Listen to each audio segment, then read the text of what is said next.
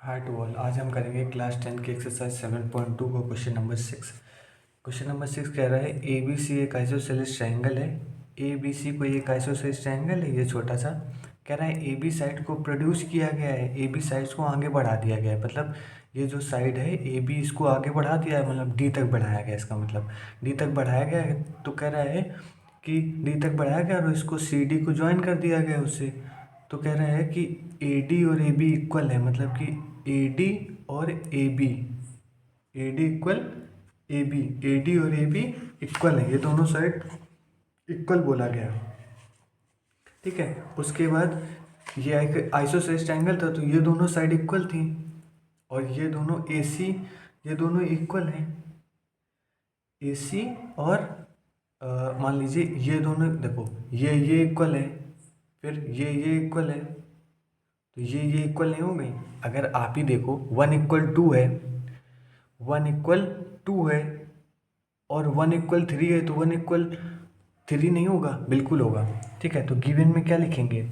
Given में लिखेंगे A D equal A B, ये तो हमें दिया हुआ है। ठीक है। अभी इससे पता है, और बी डी इक्वल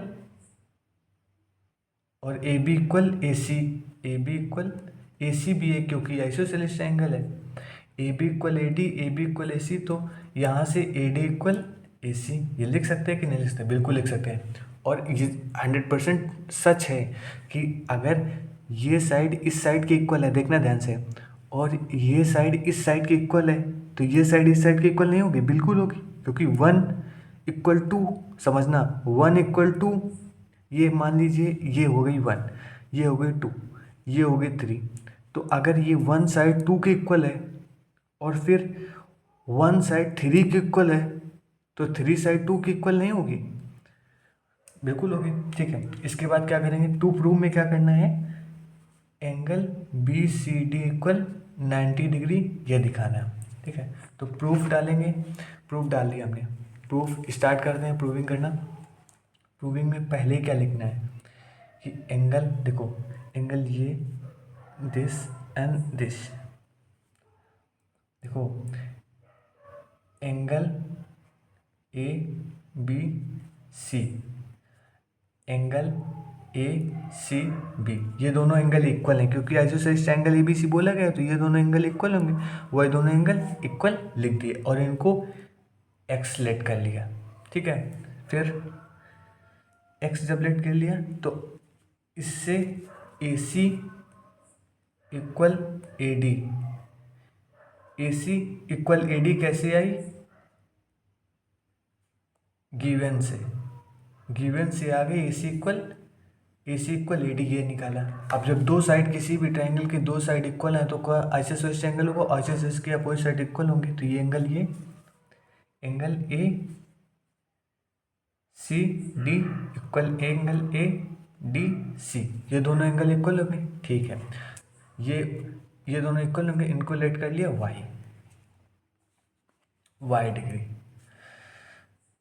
तो angle A B C plus angle A या बी सी डी, इसको बी सी डी लिख सकते हैं, B C D plus angle B D C, ये 180 डिग्री होगा। क्यों होगा? Sum of all angles, sum of angle of triangle,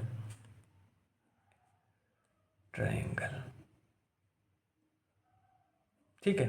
angle of triangle की वजह से ये तीनों साइड्स इक्वल होंगी। ए बी डी मतलब ए बी सी मतलब ये एंगल और ये एंगल। ठीक है। ये एंगल तो हमें दिया हुआ है ए बी सी किसके इक्वल है? एक्स के, तो इसकी जगह हम लोग एक्स लिख लेंगे। ठीक। प्लस बी सी डी मतलब ये पूरा वाला, ये पूरा कैसे बना है? ये पूरा बना है ये छोटे और ये छोटे, ये छोटे क्या था?